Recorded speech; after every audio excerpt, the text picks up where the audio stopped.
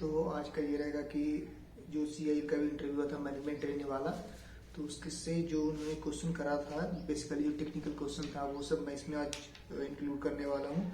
और वो जितना भी सारा क्वेश्चन पूछे थे, मेरे से पूछा हुआ था या फिर कुछ मेरे फ्रेंड से पूछा था उन्होंने, तो उसके बारे में मैं भी सारा क्वेश्चन बताता हूँ। क्वेश्चन जो उन्होंने इंटरव्यू में जो पूछा था, ठीक है। तो सबसे पहले मैं बात करूँ तो सबसे पहले जाते उन्होंने क्या पूछा, फेवरेट, पहले तो बेसिक का इंट्रोडक्शन सब हो गया। उसके बाद उन्होंने सबसे पहले पूछा, उन्होंने क्वेश्चन जो करा था वो क्वेश्चन बता रहा हूँ, फेवरेट सब्जेक्ट क्या है। तो मैंने बोला थर्मल इंजीनियरिंग। तो बोला थर्मल व्हाट। तो ऑब्वियसली बात, थर्मल में सारा आ जाता है, तुम्हारा जितना भी थर्मल, जैसे तुम्हारा पावर प्लांट आ गया थर्मल में, या फिर तुम्हारा आ गया थर्मोडाइनमिक्स आ गया जी, या फिर एचएमटी आ गया, जितना वो सारा इन्वॉल्व उसमें हो जाता था वो मोस्टली। फिर उसका सबसे पहला क्वेश्चन पूछा मेरे से, जीरोथ लॉ क्या होता है। तो जीरोथ लॉ आप आसानी से डिफाइन कर दो, जीरोथ लॉ क्या होता है। उसके बाद पहला क्वेश्चन, उसके बाद उन्होंने क्या पूछा कि जीरोथ लॉ को आप जीरोथ लॉ क्यों कहते हैं, ठीक है। ये उनका सेकंड क्वेश्चन था। तो ऑब्वियस सी बात है, जीरोथ लॉ जो सबसे लास्ट में इसे वो क्या बोलते हैं, डेवलप किया गया था, डेवलप नहीं कर सकते, ये डिस्कवर किया गया था सबसे लास्ट में। लेकिन इसको जीरोथ लॉ बोलने का रीजन ये होता है कि क्योंकि first law, second law, third law, ये सारा ये लॉ आ चुका था, ठीक है ना, इसका थर्मोडायनेमिक्स का। लेकिन इसका जो प्रोसीजर है, सारा टेम्परेचर जो मेजर होता है वो जीरोथ लॉ पे होता है, ठीक है।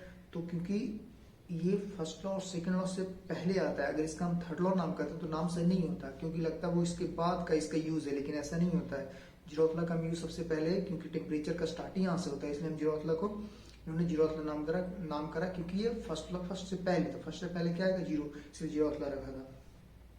फिर उन्होंने मेरे से पूछा थर्मल पावर प्लांट का वर्किंग प्रोसीजर। तो ये बहुत आसान है, थर्मल पावर प्लांट का वर्किंग प्रोसीजर। आप किसी को जो भी, जिसने भी मैकेनिकल पढ़ा होगा उससे पता होगा थर्मल पावर प्लांट का प्रोसीजर क्या होता है, ठीक है। तो सारा बहुत बेसिक क्वेश्चन उन्होंने करा, ऐसा नहीं कोई बहुत टफ क्वेश्चन या बहुत ज़्यादा डीप में जाएगा, ऐसे उन्होंने कुछ नहीं पूछा। उसके बाद इन्होंने मेरे से पूछा क्या, जो मैं पहले भी बता चुका हूँ, लेकिन आज सिस्टमैटिक से बात कर रहा हूँ, तो ये क्वेश्चन को मैं यहाँ पे इंक्लूड कर देता हूँ। सबसे पहले उन्होंने मेरे से क्या पूछा कि रैंकाइन साइकिल और गैस टर्बाइन का डिफरेंस क्या होता है। तो बेसिक आप बता दो क्या होता है, रैंकाइन साइकिल का यूज़ कहाँ होता है, गैस टर्बाइन का यूज़ कहाँ होता है, और दोनों का अगर ज़्यादा है उससे तो कुछ बता दो कि ये कैसा, कहाँ पे यूज़ करते हैं, या फिर प्रैक्टिकल यूज़ कहाँ, ये सब बता सकते हो।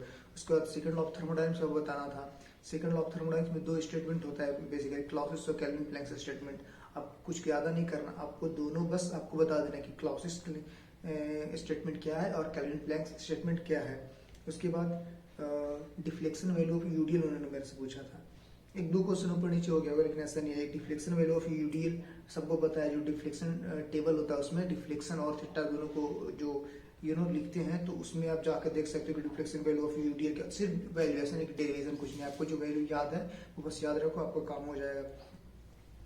फिर उन्होंने पूछा था कि प्लाज्मा आर्क वेल्डिंग, वो मैंने पहले ही ये मेरा पिछला जो वीडियो था उसमें भी आ चुका था, प्लाज्मा आर्क वेल्डिंग क्या होता है और उसका में गैस कौन सी यूज करते हैं, ठीक है। और उसके बाद ये भी उन्होंने पूछा था कि देखो why fins are not use in liquid cooling system. देखो ये भी बहुत बेसिक उन्होंने सवाल पूछा था, ठीक है।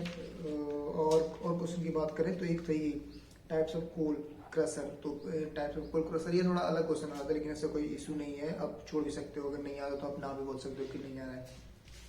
अब देखो मैं वो क्वेश्चन बता रहा हूँ जो कि कुछ मेरे ग्रुप में फ्रेंड लोग से पूछा गया था, वो सवाल मैं बता रहा हूँ इंटरव्यू में, जिनका वहाँ पे हुआ था, कोलवान में हुआ था। तो जो क्वेश्चन पूछा गया वो मैं बताता हूँ। जैसे उससे पहले तो एचआर राउंड सब हो गया था, तो एचआर में क्या क्या हुआ था, क्या पूछा था उसने कि अपना कहाँ से है, अपना नाम का मतलब बताएं। जो मेरे फ्रेंड से पूछा गया था, नाम का मतलब क्या है, मान लो कुछ नाम का मतलब क्या, आप कहाँ से आते हैं, ये सब बेसिक पूछा था। उसके बाद उससे भी वो सेम क्वेश्चन, फेवरेट सब्जेक्ट क्या है। तो जनरली ज़्यादा लोग का थर्मल लोग ज़्यादा प्रेफर करते हैं, इसने भी थर्मल ही बोला। देखो मेरे से भी उन्होंने पूछा था एक जीरोथ लॉ क्वेश्चन, इससे भी उन्होंने पहला जीरोथ लॉ शुरू करा। क्या था कि इससे पूछा था कि आप बताओ जो टेम्परेचर मेजर कौन से लॉ के थ्रू होता है, ठीक है, ठीक है, जो टेम्परेचर हम मेजर करते हैं वो था। उसके बाद क्या पूछा इससे कि तुम बताओ ये जीरोथ लॉ क्या होता है, जीरोथ लॉ तुम बता दो, जीरोथ लॉ क्या होता है, इसने बता दिया पूरा। उसके बाद हाँ ये था। उसके बाद ये यहाँ से यहाँ पे चले गए हीट कैपेसिटी पे कि आप बताएं कि ये हीट कैपेसिटी ऑफ लिक्विड और गैस का, ठीक है, लिक्विड और गैस का हीट कैपेसिटी क्या होता है, वो जो लिखते हैं कांस्टेंट सीपी कांस्टेंट प्रेशर पे क्या होता है और कांस्टेंट वॉल्यूम पे होता है। लेकिन गैस का दो होता है, constant pressure constant volume, CP और सीवी। लेकिन जब हम बात करते हैं तुम्हारा लिक्विड का, तो लिक्विड का सिर्फ एक ही होता है, लिक्विड का दो नहीं होता है लाइक गैस, ठीक है। तो इन्होंने बेसिकली इनका यही पूछना था कि आप बताओ कि जो हम हीट कैपेसिटी का value constant pressure constant volume पे किसमें दो होता है और किसमें एक होता है, इनका ये सीधा क्वेश्चन पूछने का मतलब था, ठीक है। तो वहां पे आप इजी है, ज्यादा टफ नहीं है, सबको आता है, ज्यादा इन्होंने कुछ पूछा नहीं है। उसके बाद हाँ, एक क्वेश्चन उन्होंने पूछा था कि what where tungsten carbide is used and why. Tungsten carbide का यूज हम कहाँ करते हैं और क्यों करते हैं, ये पूछा था। तो टंगस्टन कार्बाइड का यूज सबको पता है कहाँ करते हैं, हम मशीनिंग करते हैं, मशीन टूल कटिंग में tool as a tool use करते हैं। और इसका यूज क्यों करते हैं, ऑब्वियस सी बात, जहाँ पे निगेटिव रैक एंगल का यूज आता है वहां पे करते हैं, ठीक है। इसको करते हैं क्योंकि ये क्या होता है, ब्रिटल मेटल होते हैं, निगेटिव रैक एंगल इसमें देते हैं। तो आप ये बता सकते हो, और रीजन क्या है, रीजन भी आप बेसिक है, आप आराम से बता सकते हो, ज्यादा कुछ है नहीं। उसके बाद इससे पूछा था what is the reason behind not delivering water. अच्छा, कोई पंप अगर वाटर डिलीवर नहीं कर रहा तो क्यों नहीं कर रहा है, इसका रीजन क्या है। तो आप बता सकते हो कि क्योंकि वो क्या हो रहा है, उससे पहले उसमें जो फ्लूइड है एयर है, तो एयर को पहले निकालना पड़ता है, जिसे हम प्राइमिंग कहते हैं, जो हम प्राइमिंग के थ्रू से एयर को उससे निकाल देते हैं। उसके बाद वो वाटर डिलीवर करता है एक। और उसके बाद अगर एक और रीजन होता है, इसमें क्या रीजन होता है आपका, कैविटेशन है। कैविटेशन हो गया तो उसमें भी, कैविटेशन के कारण भी उसमें क्या होता है कि आपका वाटर डिलीवर वो नहीं कर सकता है। तो ये सब रीजन होगी, और आप और इसमें ज्यादा कुछ है नहीं, ऐसा आप रीजन बता दोगे तो आपका सही हो जाएगा। मेरे में ऐसा कोई उन्होंने नेचर का क्वेश्चन पूछा नहीं था, और ना उन्होंने कोई कोल से रिलेटेड क्वेश्चन करा था कि कोल इंडिया से रिलेटेड कि कोल का कितना, कोल इंडिया का कितना आप क्या है कि टर्नओवर क्या है, या फिर उसमें फ्यूचर क्या है।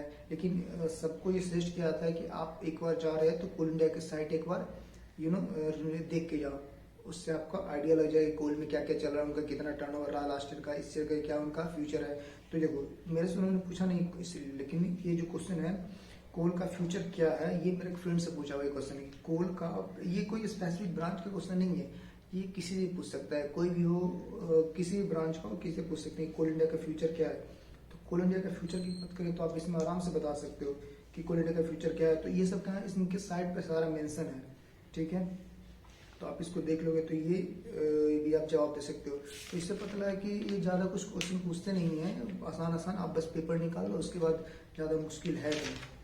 तो आज का ये क्वेश्चन रहा, जो कैसे कैसे क्या क्या क्वेश्चन इन्होंने पूछा था इंटरव्यू में, उसके बारे में।